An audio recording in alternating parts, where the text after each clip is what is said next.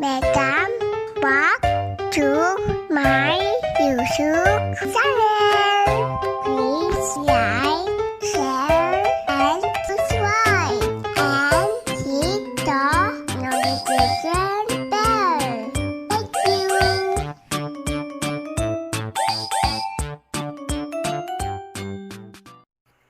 Hello there, mathletes! Hello there, grade 9 students! Welcome back to my YouTube channel. And if you are new to my channel, welcome to my channel. Okay, so in today's video, we will be discussing about solving quadratic equations by completing the square. Okay, so bago tayo mag-start sa ating video ngayong araw, flex ko lang muna yung aking mga official social media accounts. You can follow me on Instagram at Aral04. You can follow me on TikTok at Maths and Logics. And of course, you can follow me on my official Facebook page, I Love Math, AL Love Math. Okay, so include ko na lang sa description box yung link ng ating page para ma-share din niyo with your friends, and don't forget to like and follow it. And of course, do not forget to subscribe on this YouTube channel and hit the notification bell para update kayo sa ating mga latest uploads. And don't forget to hit the like button after watching the video and leave a comment also kapag nagustuhan niyo yung video. Okay? So let's get started on our lesson for today.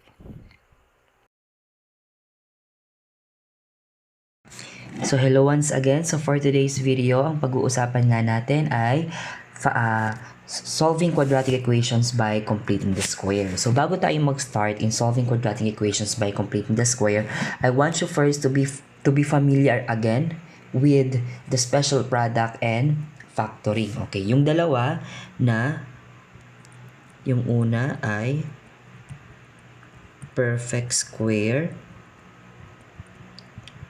trinomial. Pangalawa naman ay square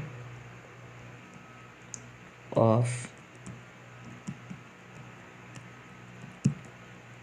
binomial. Okay, so perfect square trinomial and square of a binomial. Mamaya mas maintindihan ninyo kung bakit kailangan nating maintindihan ito para ma-apply natin dun sa completing the square. Kasi mamaya gagamitin natin sila. Okay. So dito, alam natin na ang isang polynomial ay perfect square trinomial if and only if, again, the first term is perfect square, the last term is perfect square, and the middle term is the product of the square root of the first and last times 2. So paano yun? Let's say for example, x squared minus 10x plus 25.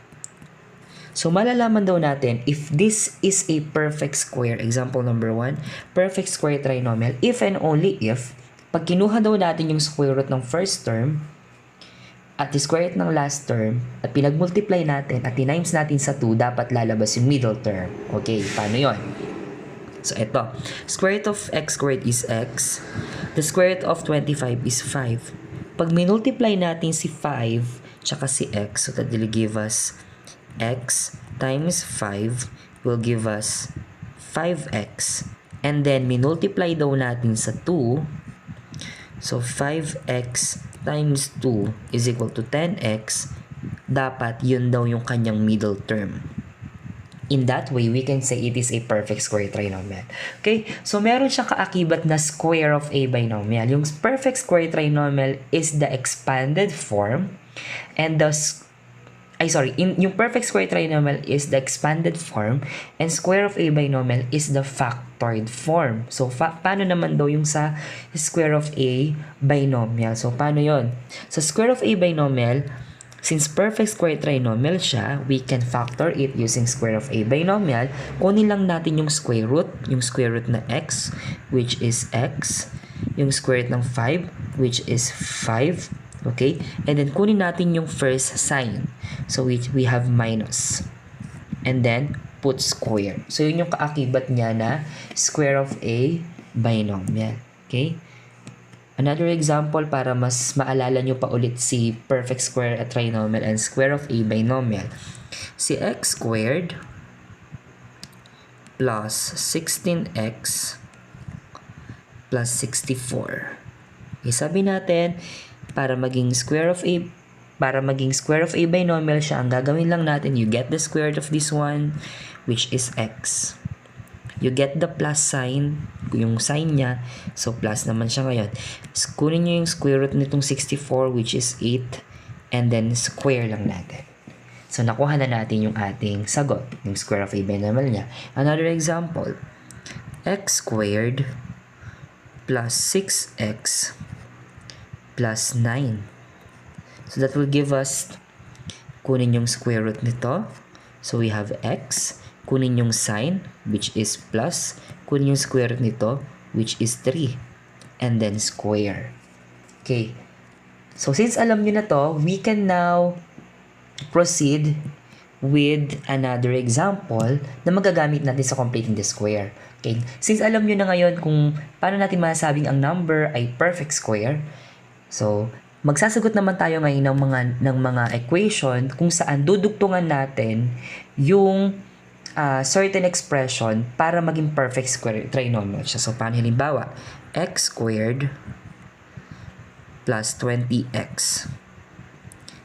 Ano yung coefficient or ano yung number na kulang para maging perfect square trinomial si x squared plus 20x. So, para malaman natin, ang gagawin lang natin ay ganito. Kukunin natin yung middle term, which is 20x. So, ang gagawin natin, i-divide natin yan sa 2. Will give us 10. And then, i-square lang natin yung 10. That will give us 100. So, ang missing dito ay positive 100. So, lagi naman yung positive yung sign natin. So, para hindi kayo malito. Another example. X squared plus 12x. So, ang gagawin lang natin, i-divide lang natin yung 12 sa 2. That will give us 6. And then, i-square lang natin 6. That will give us 36. And then, plus 36. Square of a binomial, perfect square trinomial na siya. Okay, kapag perfect square trinomial na siya, we can factor it right. Halimbawa, ito naman, si x squared plus 20x plus 100, pwede na natin siyang i-factor by, kunin natin yung square root ng x squared, which is x, kunin natin yung sign, which is positive, yung square root ng 100, which is 10, and then put a square. About this one, so we have x squared, kunin yung square root ng x squared, which is x, kunin yung sign, which is positive, square root ng 36, which is 6, and then squared. Okay. And then, since familiar na kayo dito, we can now proceed with completing the square. So, paano tayo nagko-complete ng square? Example number 1. We will solve quadratic equation now by completing the square. So, in number 1, we have y squared plus 6y, which is equal to negative 8. Okay, equation na siya ngayon. So, kung napansin ninyo, paano natin gagawing perfect square trinomial si y squared plus 6y? Okay, so, we take 6 again. Kunin natin yung 6. I-divide natin sa 2. That will give us 3. And then, i-multiply natin sa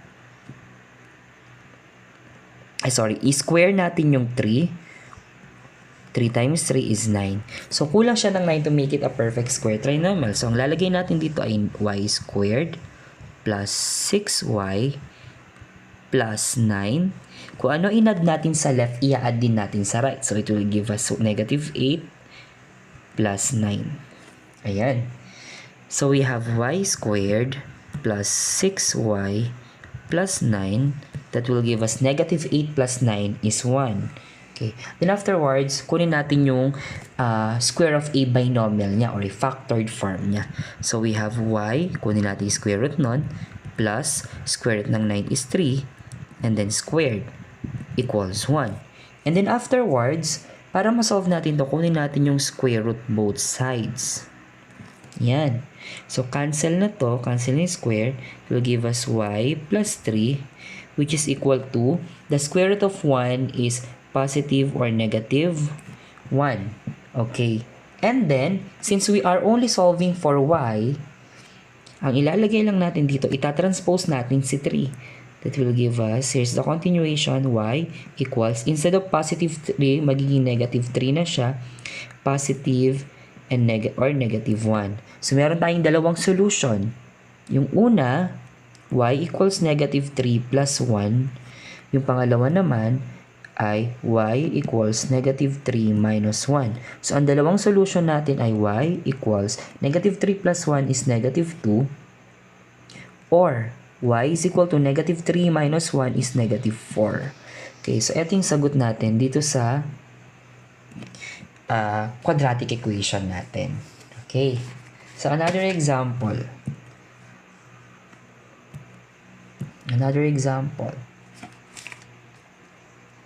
Dito naman. So, we have example number 2.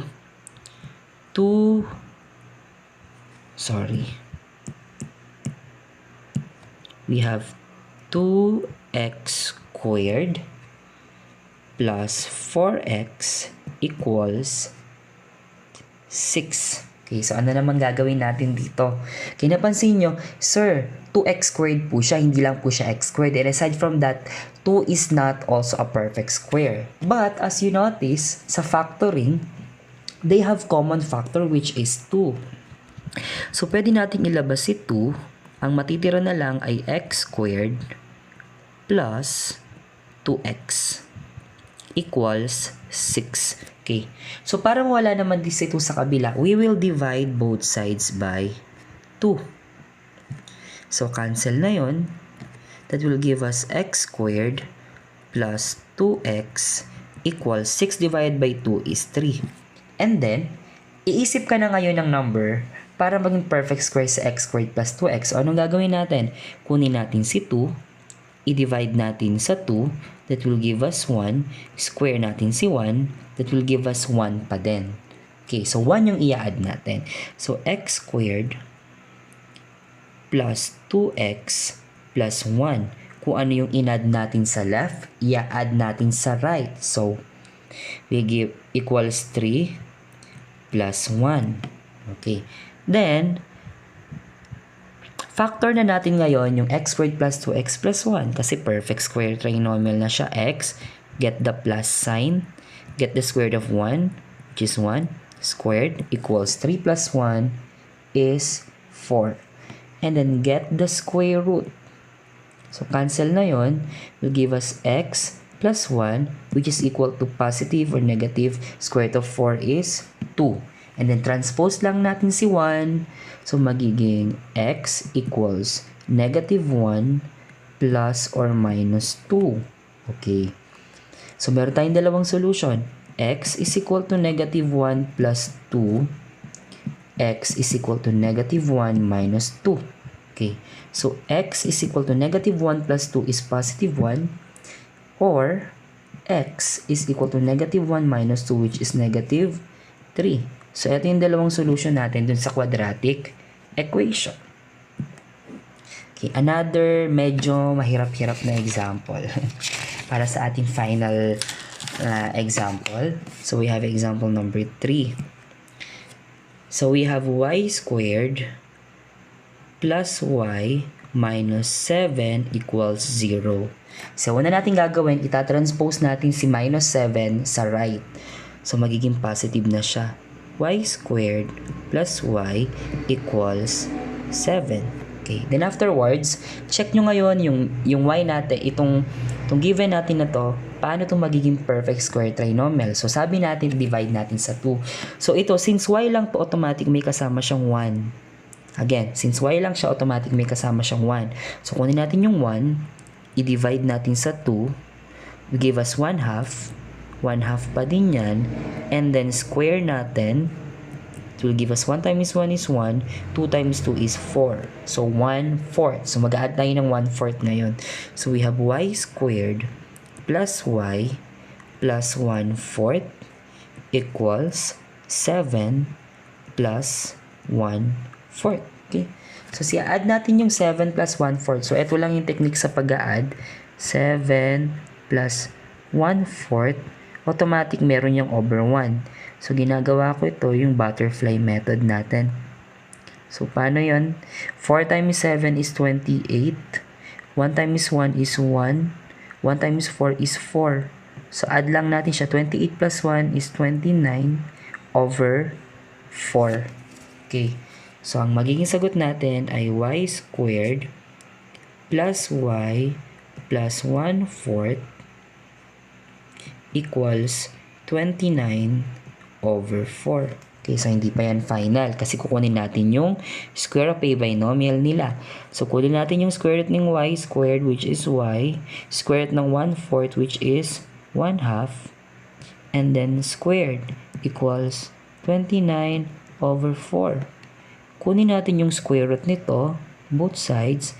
So, cancel that out. So, magiging y plus 1/2 equals square root of 29 over square root of 4. Then afterwards, itatranspose lang natin si 1/2. Pero napansin nyo, si square root of 4 ay perfect square. So we have y plus 1/2 equals square root of 29, positive or negative square root of 29, over square root of 4 is 2. Transpose natin ngayon si 1/2.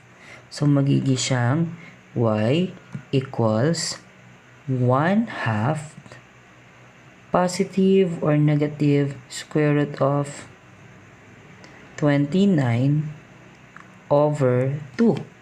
Eh, napansin nyo, same denominator lang naman sila. So, pwede nating ilagay sa ilalim agad yung 2. And then 1 positive or negative square root of 29. So, ito yung final answer natin dito sa problem. Okay. So, I hope you learned something on our video for today. Do not forget to comment your suggestion, or kung meron kayong correction regarding this video, naguguluhan kayo, you can feel free to comment in our comment section. Thank you for watching grade 9. Good day.